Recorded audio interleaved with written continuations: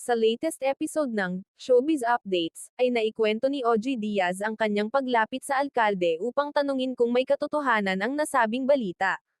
Ngunit sa kabila ng pagpapadala ng mensahe ay hindi raw siya sinagot ni Mayor Mark. Syempre mini-message ko sa kanyang messenger si Mayor.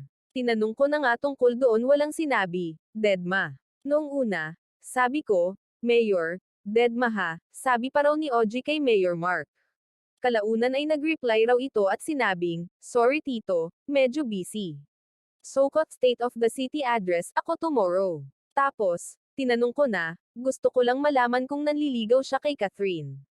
Hindi siya sumagot. So, sabi ko, true nga na nanliligaw ka Mayor kay Catherine. Hindi pa rin sumagot, kwento ni OG. Matatanda ang kamakailan ng umugang ang balitang isa ang alkalde sa mga bagong nanliligaw ngayon kay Catherine.